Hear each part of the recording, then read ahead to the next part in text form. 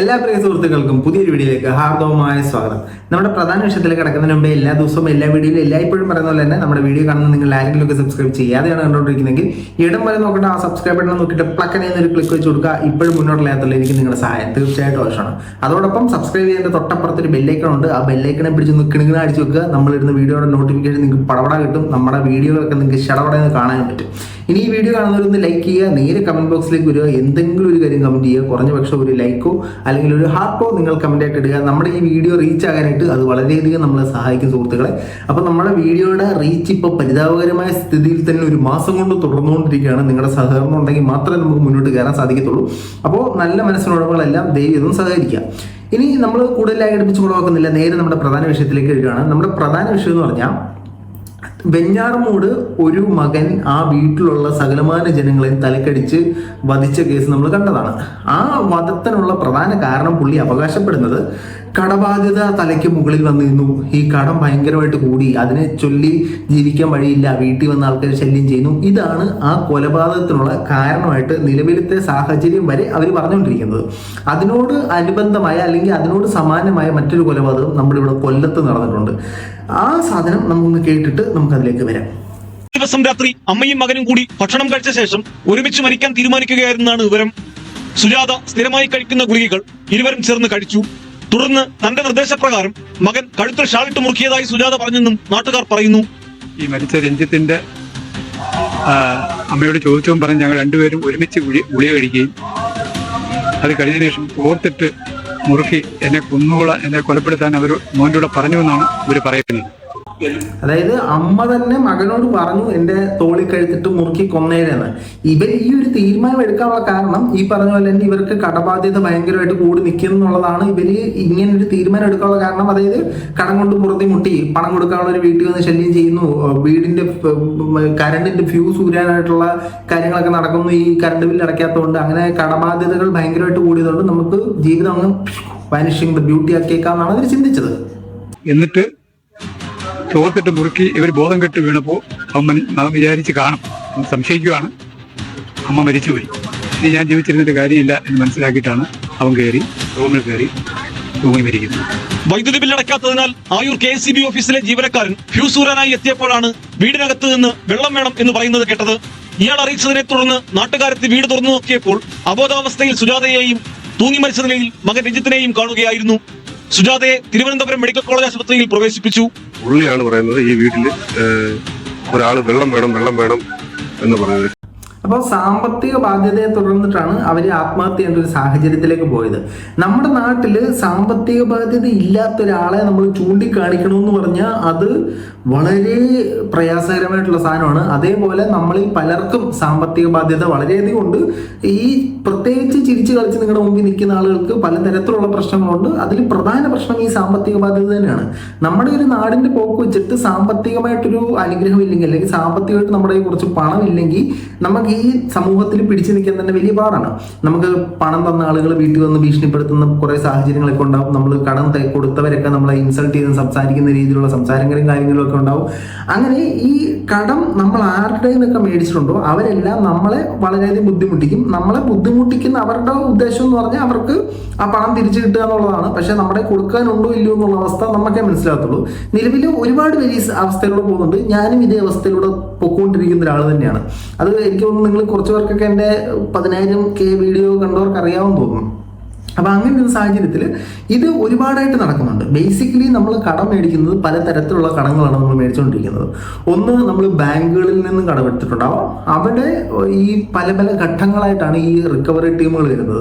3 മാസം നമ്മൾ ഈ പണം അടച്ചില്ലെങ്കിൽ 3ാമത്തെ മാസം ഇത് NPA നോൺ പെർഫോമിംഗ് അസറ്റായിട്ട് മാറുകയും അപ്പോൾ ഒരു ടീമിൻ്റെ പോകും. ആ ടീം നമ്മുടെ അടുത്ത് വന്നിട്ട് പണം അടയ്ക്കും എന്ന് പറയും. വീട്ടിലൊക്കെ വന്ന് നമ്മളെ ശല്യം ചെയ്യും. ഈ 3 മാസം എന്നുള്ളത് 6 മാസം ആകുമ്പോഴത്തേനും ഇത് മറ്റൊരു വിഭാഗത്തിൻ്റെ പോകും. അവർ വന്നിട്ട് നമ്മളോട് പണം അടയ്ക്കും എന്ന് പറയും. ഇത് നമ്മൾ ലീഗൽ നോട്ടീസും കാര്യങ്ങളൊക്കെ ഇഷ്യൂ ആവും. ലീഗൽ ടീം നമ്മളെ കോൺടാക്ട് ചെയ്ത് തുടങ്ങും. നിങ്ങൾക്കെതിരെ കേസ് കൊടുക്കും, നിങ്ങളെ ഞങ്ങൾ അകത്താക്കും, നിങ്ങളുടെ സാധനങ്ങളെല്ലാം ജപ്തി ചെയ്യുന്നുള്ള ഭീഷണികളും കാര്യങ്ങളും എല്ലാം വരും. അതിനുശേഷം നമ്മൾ ഈ ബാങ്ക് മാറ്റി കഴിഞ്ഞാൽ, നമ്മൾ കടമെടുക്കുന്ന മറ്റു ടീം ബാങ്ക് എന്ന് പറഞ്ഞാൽ ഈ bank, credit card, personal loan, ആ ലോണുകളെല്ലാം മാറ്റി കഴിഞ്ഞാൽ നമ്മൾ പ്രൈവറ്റ് സ്ഥാപനങ്ങളിൽ നിന്ന് കടമെടുക്കും. പ്രൈവറ്റ് സ്ഥാപനങ്ങളിൽ നിന്ന് കടമെടുക്കുമ്പോഴും ഈ സെയിം പ്രൊസീജിയർ തന്നെയാണ് പോകുന്നത്. അവർക്കും ഈ NPA എന്ന് പറയുന്ന ഫോർമാറ്റുകളുണ്ട്, ഇവർക്ക് റിക്കവറി ടീമുകളുണ്ട്, ഇവർ നമ്മുടെ അടുത്ത് വന്ന് റിക്കവറിക്ക് കാര്യങ്ങളും സാധനങ്ങളൊക്കെ ചോദിക്കും. അതേ സാധനമാണ് അവരുടെ ഇടയിൽ നടക്കുന്നത്. ഇനി മൂന്നാമത്തെ വിഭാഗം എന്ന് പറഞ്ഞാൽ നമുക്കറിയാവുന്ന അപ്പുറത്തും ഇപ്പുറത്തുള്ളവരുടെ നമ്മൾ കുറച്ച് പൈസ ഒന്നും മറിക്കാൻ പറ്റുമോ എന്ന് ചോദിച്ച് മേടിച്ചത് സാഹചര്യം ഉണ്ടാവും. അവർ ഡയറക്റ്റ് ആയിട്ട് നമ്മുടെ അടുത്ത് വന്നിട്ട് പൈസ തരണം എന്ന് പറഞ്ഞിട്ട് ബ്ലേഡ് ടീംസ് ഇവരെല്ലാം നമ്മുടെ അടുത്ത് വന്ന് പ്രശ്നങ്ങൾ ഉണ്ടാക്കും. നമ്മൾ അവരുടെ നിന്ന് വാങ്ങിയ പണം നമ്മൾ തിരിച്ചു കൊടുക്കാമെന്ന് വെച്ചിട്ട്. ഇതിനകത്ത് ഭൂരിപക്ഷം ആളുകൾക്കും അവരെ പറ്റിക്കണമെന്നൊരു ചിന്ത ഉണ്ടാവില്ല. പക്ഷേ നമ്മളുടെ കൊടുക്കാനുള്ള സാമ്പത്തിക സ്രോതസ് ഇല്ലാത്ത സാഹചര്യത്തിലാണ്. ഇനി ഞാൻ വലിച്ചിടുന്നില്ല, നേരെ നമ്മുടെ കാര്യത്തിലേക്ക് വരാം. ഇപ്പൊ നമ്മൾ ഒരാളുടെ നിന്ന് പണം കടം മേടിച്ചു, ഈ കടങ്ങളെല്ലാം നമ്മുടെ തലയ്ക്ക് മുകളിലേക്ക് നമുക്ക് പിടിച്ചു നിൽക്കാൻ പറ്റാത്ത അവസ്ഥയായി. അങ്ങനെ ഒരു സമയത്ത് നമ്മൾ കൂടുള്ളവരെല്ലാം തല്ലിക്കൊന്നിട്ട് നമ്മൾ ആത്മഹത്യ ചെയ്ത് കഴിഞ്ഞാൽ അതൊരിക്കലും തീരത്തില്ല. ബേസിക്കലി നമ്മൾ മാത്രം ആത്മഹത്യ ചെയ്ത് കഴിഞ്ഞാൽ നമ്മൾ ഈ സാധനത്തിലൊക്കെ നോമിനിയായിട്ട് അല്ലെങ്കിൽ കോ അപ്ലിക്കൻ്റ് ആയിട്ട് ആരെ വെച്ചിട്ടുണ്ടോ ഈ ബാധ്യതയെല്ലാം അവരുടെ തലയിലോട്ടോ. ഇനി അങ്ങനെയല്ല, നമ്മളും തീർന്ന് അവരെയും തീർത്തു കഴിഞ്ഞാൽ നഷ്ടം നമുക്ക് മാത്രമായിരിക്കും. അങ്ങനൊരു സമയത്ത് നമ്മൾ ഈ ആത്മഹത്യയുടെ വക്കത്ത് നിൽക്കുമ്പോഴത്തേനും, അല്ലെങ്കിൽ എനിക്കിനി സൂയിസൈഡ് അല്ല, എനിക്കിനി മുന്നോട്ട് ജീവിക്കാൻ ഒരു നിവൃത്തിയും ഇല്ല എന്നുള്ള സാഹചര്യത്തിൽ നമുക്ക് ചെയ്യാൻ പറ്റുന്നൊരു സാധനമാണ് ഇൻസോൾവൻസി സ്യൂട്ട് എന്ന് പറയുന്ന സാധനങ്ങൾ, അഥവാ പാപ്പര് ഹർജി. ഈ സാധനം നമുക്ക് ചെയ്യാൻ സാധിക്കും. ഈ സാധനം നമ്മൾ ചെയ്യുമ്പോഴത്തേനും എൻ്റെ ഇനിയും മുന്നോട്ട് അടയ്ക്കാൻ പൈസയൊന്നുമില്ല, ആത്മഹത്യ അല്ലാതെ എൻ്റെ മുമ്പിൽ യാതൊരു സൊല്യൂഷനും ഇല്ല എന്നുള്ള സാഹചര്യത്തിലാണ് നമ്മൾ ഇൻസോൾവൻസി സ്യൂട്ട് കൊണ്ട് സബ്മിറ്റ് ചെയ്യുന്നത്. ഇൻസോൾവൻസി സ്യൂട്ട് സബ്മിറ്റ് ചെയ്യുമ്പോഴത്തേനും അവരുടെ ഒരു ടീമിൻ്റെ അടുത്തേക്ക് പോകും. ആ ടീം വന്നിട്ട് നമ്മുടെ കയ്യിലുള്ള സ്വത്തുകൾ, അസറ്റ്സ് എന്തെങ്കിലും ഉണ്ടോ എന്ന് അവർ അസസ് ചെയ്യും. അസസ് ചെയ്തിട്ട് അതിനെല്ലാം കൂടെ ചേർത്ത് അവരൊരു വില അങ്ങിടും. എന്നിട്ട് ഈ സാധനം നമ്മൾ ആരുടെ നിന്നൊക്കെ പണം മേടിച്ചിട്ടുണ്ടോ, ഇപ്പൊ ബ്ലേഡ് ആണെങ്കിലും ബാങ്ക് ആണെങ്കിലും ആരുടെ നിന്നൊക്കെ പണം മേടിച്ചിട്ടുണ്ടോ അവർക്ക് ഇത് വീതിച്ചു കൊടുത്തിട്ട് ഇന്ന ആൾക്ക് ജീവിക്കാനുള്ള നിർവാഹമില്ല, ഇന്നയാളുടെ കടങ്ങളെല്ലാം തീർന്നു എന്നൊരു പേപ്പർ നമുക്ക് കിട്ടും. ആ പേപ്പർ ഓൾറെഡി അവർക്കും ഇന്റിമേഷൻ പോകും. നമുക്ക് ഈ പറയുന്ന നമ്മൾ ഇൻസോൾവൻസി സ്യൂട്ട് ഫയൽ ചെയ്യുമ്പോഴത്തേനും അവർക്ക് ഇന്റിമേഷൻ പോകും. അങ്ങനെ പോകുന്ന സമയത്ത് നമ്മുടെ കയ്യിലുള്ള സകലമായ സ്വത്തുകൾ അവർ എടുത്തുകൊണ്ട് പോകും കേട്ടോ. എടുത്തുകൊണ്ട് പോയിട്ട് നമുക്ക്, അതായത് നമ്മളെ മരണത്തിൽ നിന്നും ഇവർ രക്ഷപ്പെടുത്തും. പക്ഷേ ഈ ഇൻസോൾവൻസി സ്യൂട്ട് ചെയ്യുമ്പോഴത്തേനും ഇതിന് അതിൻ്റെതായ പ്രശ്നങ്ങളുണ്ട്. അതുപോലാണ് കുറച്ച് ആൾക്കാർ ചെയ്യാത്തത്.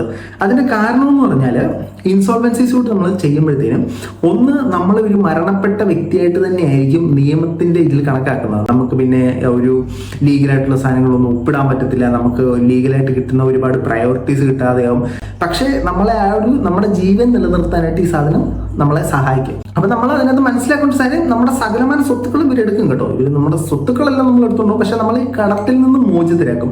അപ്പൊ നിങ്ങൾക്ക് ജീവിക്കാൻ ഒരു മാർഗമില്ല, മുമ്പിൽ അറമുട്ടി തിരിച്ചു കൊടുക്കാൻ ഒരു സാധനമില്ല, നിങ്ങളെ ഞെക്കിപ്പിഴിഞ്ഞാലും പൈസ കിട്ടത്തില്ല എന്നുള്ള സാഹചര്യത്തിൽ സുഹൃത്തുക്കളെ ആത്മഹത്യ അല്ല എന്നൊരു സൊല്യൂഷൻ.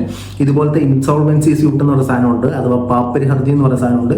നിങ്ങൾ നേരെ ഒരു വക്കീലിനെ പോയി കാണാം. മെജോറിറ്റി വക്കീലും നിങ്ങളെ അടുപ്പിക്കത്തില്ല. കാരണം ഇവൻ്റെ ഒന്നും ഇല്ല എന്ന് പറഞ്ഞ് സബ്മിറ്റ് ചെയ്യാനാണല്ലോ. അപ്പോൾ സ്വാഭാവികമായിട്ട് ഇവൻ്റെ ഒന്നും ഇല്ല, എനിക്ക് ഒന്നും തടയത്തില്ല എന്ന് പറഞ്ഞ് പല അഡ്വക്കേറ്റ്സും കൈവഴിയാൻ സാധ്യതയുണ്ട്. അപ്പോൾ ജെന്യുവിനായിട്ടൊരു വക്കീലിനെ നിങ്ങൾ കണ്ടുപിടിക്കുക, നിങ്ങൾ ഇൻസോൾവൻസി സ്യൂട്ട് ഫയൽ ചെയ്യുക. നിങ്ങൾക്ക് സാമ്പത്തിക ബാധ്യതയുണ്ട്, അല്ലെങ്കിൽ നിങ്ങളുടെ കുടുംബത്തിന് സാമ്പത്തിക ബാധ്യത ഉണ്ടെന്ന് പറഞ്ഞിട്ട് വീട്ടിലുള്ളതെല്ലാം തന്നെ തല്ലിക്കൊന്നിട്ട് നിങ്ങളും ചത്തു കഴിഞ്ഞാൽ അതിനൊരു സൊല്യൂഷൻ ആകില്ല എന്നുള്ള കാര്യം മനസ്സിലാക്കുക. ഇത് നമ്മുടെ സമൂഹത്തിൽ പലർക്കും അറിയില്ല ഇങ്ങനെ സാധനം ഉണ്ടെന്ന്. അതുകൊണ്ടാണ് ഈ കടബാധ്യത കൊണ്ട് പലരും ഇത്തരത്തിലുള്ള പ്രശ്നങ്ങളിൽ പോയി ചാടുന്നത്. ആയതിനാൽ ഈ വീഡിയോ കാണുന്ന ആർക്കെങ്കിലും, ഇന്നോ ഭാവിയിൽ കാണുന്നതോ ആയ ആർക്കെങ്കിലും കടബാധ്യതകളുണ്ട്, പൊറുതി മുട്ടി നിൽക്കാൻ പറ്റാത്ത അവസ്ഥയാണെന്നുണ്ടെങ്കിൽ മാക്സിമം നിങ്ങൾ ഇൻസോൾവൻസി സ്യൂട്ട് കൊടുക്കാതിരിക്കുക. ഒരു നിവൃത്തിയില്ല, ആത്മഹത്യ അല്ലാതിൻ്റെ മുമ്പ് ഒരു വഴിയില്ല എന്നുള്ള സമയത്ത് ഒരു വക്കീലിനെ കണ്ട് ഇൻസോൾവൻസി സ്യൂട്ട് ഫയൽ ചെയ്ത് നിങ്ങളുടെ കുടുംബത്തിനെ, നിങ്ങളുടെ ജീവനും ഈ കടബാധ്യതയിൽ നിന്ന് രക്ഷിക്കുകയൊക്കെ നിങ്ങളുടെ സകലമായ കടങ്ങൾ എഴുതി തരും. അപ്പോൾ ഈ കടം കൊണ്ട് നാട്ടുകാരെ മൊത്തം തല്ലിക്കൊല്ലുന്ന ആളുകൾ ഈ വീഡിയോ കാണുന്നുണ്ടെങ്കിൽ നിങ്ങൾക്ക് ഇതൊരു ഉപകാരമായിക്കോട്ടെ എന്ന് ഞാൻ ചെയ്തതാണ്. അപ്പോൾ ഇത്രയും പറഞ്ഞുകൊണ്ട് നമ്മുടെ ഈ വീഡിയോ അവസാനിപ്പിക്കുകയാണ്. ഏതായാലും നമ്മുടെ നാട്ടിൽ ഇപ്പം നടന്നുകൊണ്ടിരിക്കുന്ന ഈ വിരോധാഭാസങ്ങളൊക്കെ നിൽക്കട്ടെ എന്ന് നമുക്ക് ആത്മാർത്ഥമായി ആഗ്രഹിക്കാം. വേറെ ഒന്നും ചെയ്യാൻ പറ്റത്തില്ല. ഇവിടുത്തെ നാട്ടുകാർക്ക് വിവരം കൊടുക്കണമെന്ന് നമുക്ക് പ്രാർത്ഥിക്കാനുള്ളത് എന്ത് ചെയ്യാൻ പറ്റും. ഏതായാലും നിങ്ങളുടെ അഭിപ്രായം ഈ വിഷയത്തിൽ തീർച്ചയായിട്ടും കമൻറ്റുകളെ രേഖപ്പെടുത്തുക. കടങ്ങളൊക്കെ വെച്ച് തൂങ്ങിച്ചാവാനാണ് എൻ്റെ സുഹൃത്തുക്കളെ. ഞാനൊക്കെ ചാവേണ്ട സമയം 10 തവണ കഴിഞ്ഞ്. നിങ്ങളുടെ അഭിപ്രായങ്ങൾ എഴുതിയിരിക്കാൻ പറ്റും. എഴുതിയിട്ടാണ് നേരെ ബൈ എഴുതിയെന്ന് പറഞ്ഞ് കമൻറ്റില്ല കേട്ടോ. ബൈ.